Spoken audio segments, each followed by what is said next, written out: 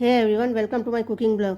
तो आज मैं एक स्वीट्स की रेसिपी लेके आई हूँ जो कि बहुत ही शानदार है और बनाना इतना आसान कि कोई भी बना ले। और ये मिठाई ऐसी है कि मुंह में जाते ही घुल जाएगी और आप बार बार इस मिठाई को बनाना चाहिएगा अगर आपके पास घर में इसका इंग्रेडिएंट्स रखा हो तो आज मैं बात कर रही हूँ नारियल की बर्फ़ी की, जो कि फ्रेश नारियल से हम बनाएंगे और बहुत ही टेस्टी बनती है।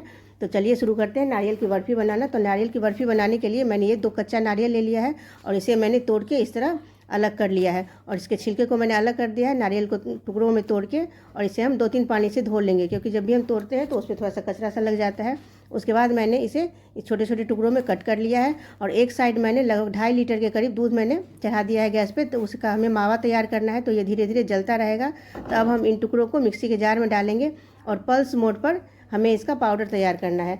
और मैंने इसका ब्राउन पार्ट नहीं हटाया है, आप चाहे तो हटा भी सकते हैं, नहीं भी हटा सकते। नहीं भी हटाइएगा तो कोई बात नहीं, क्योंकि ऐसे भी बर्फ़ी बनाते हैं तो ये हल्का सा ब्राउन हो ही जाता है, क्योंकि हम घर में बनाते हैं तो कुछ भी इसमें ऐसा चीज़ नहीं डालते हैं कि ये वाइट हो जाए। तो इस तरह मैंने पल्स मोड पर चला चला के इस तरह इसका पाउडर तैयार कर लिया है। और बिल्कुल भी लगातार मिक्सी को नहीं चलाइएगा, नहीं तो ये गीला गीला सा बनेगा तो बर्फ़ी जो है सो बनेगी नहीं, बन तो जाएगी बट टाइम लगेगा। तो उसके बाद हम इसे नाप लेंगे कि ये पाउडर कितना तैयार हुआ है।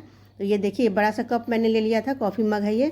तो इसे ये 2 कप नारियल का पाउडर तैयार हुआ है और दूध भी जलते जलते हाफ से भी कम हो गया। जब ये रबड़ी की कंसिस्टेंसी में आ जाए उसके बाद इसमें हम चीनी डालेंगे। तो 2 कप नारियल का पाउडर हुआ था तो उसके लिए मैंने हाफ कप चीनी लिया है। हाफ कप चीनी एकदम परफेक्ट मीठी मिठाई बनी थी। और अगर ज़्यादा मीठा चाहते हैं तो हाफ कप से थोड़ा सा ज़्यादा कर ले। अब दूसरी तरफ एक कढ़ाई मैंने चढ़ा दिया है, उसमें 2 से 3 छोटे चम्मच मैंने घी डाला है। घी आप नहीं भी डाल सकते या फिर 1-2 चम्मच भी डाल सकते हैं, क्योंकि नारियल में अपना अलग ही ऑयल होता है और ऑयल ही अलग ही टेस्ट होता है। तो उसके बाद हम जब घी गर्म हो जाएगा तो फ्लेम को बिल्कुल लो कर देंगे और लो फ्लेम पर हम नारियल के पाउडर को भून लेंगे और इधर बीच बीच में दूध को भी चलाते रहेंगे। और हमें इसे इतना भूनना है कि खिला खिला सा हो जाए। वैसे तो ये खिला खिला था ही, बट इसका दूध सुखा लेना है हमें, पाउडर फॉर्म में हो जाए इतना हमें लो फ्लेम पर ही नारियल को भून लेना है घी में। और ये देखिए, दूध जो है सो 1/3 बच गया है। उसके बाद जब 1/3 रह जाएगा उसके बाद इसमें हम नारियल में डाल देंगे।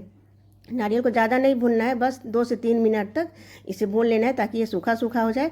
उसके बाद फ्लेम को हम लो करेंगे, क्योंकि जब आप इसमें दूध डालिएगा तो काफ़ी इसके छींटे उड़ेंगे, तो आप संभाल नहीं पाइएगा। तो लो मीडियम फ्लेम करते हुए ढकते हुए इसे हमें एकदम डो की कंसिस्टेंसी तक ले आना है। और आप चाहे तो इसमें इसका जो है सो पूरा मावा सुखा के भी डाल सकते हैं, बट 1/3 जब दूध बचेगा उतना डालिएगा। तो जब हम नारियल की बर्फ़ी या फिर कोई मिठाई खाते हैं तो वो थोड़ा सा गले में जो अटकता है या फिर दांत से जल्दी से वो घुलता नहीं रहता है, वो नहीं रहेगा, एकदम सॉफ्ट बर्फ़ी बन के तैयार होगी। तो इसमें मैंने लास्ट में भी 1 चम्मच घी और 1/4 टीस्पून के करीब मैंने इलायची पाउडर डाला है।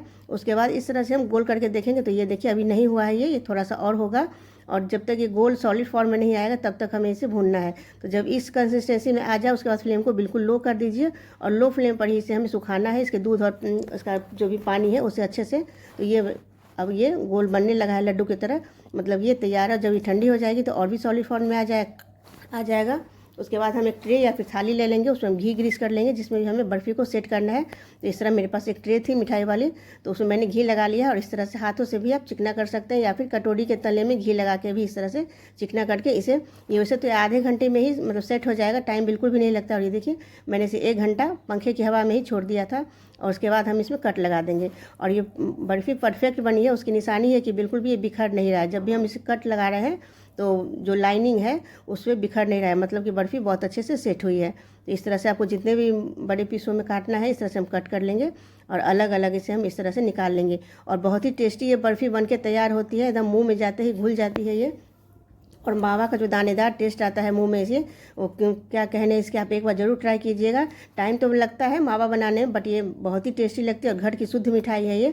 और अगर आप कोई भी पूजा पाठ घर में होता है कुछ भी तो नारियल रहता ही है, तो आप इससे फटाफट से, और दूध भी रहता है तो फटाफट से ये बर्फ़ी बना के तैयार कर सकते हैं। और पूरा मावा सुखा के मत बनाइएगा, थोड़ा जब 1/3 दूध बचेगा तभी आप नारियल में डाल दीजिएगा, तो वो जो गले में अटकता है वो बिल्कुल भी नहीं अटकेगा। मैंने इसे गुलाब की पंखुड़ियों से डेकोरेट कर दिया है। तो मिलते हैं नेक्स्ट वीडियो में, बाय बाय।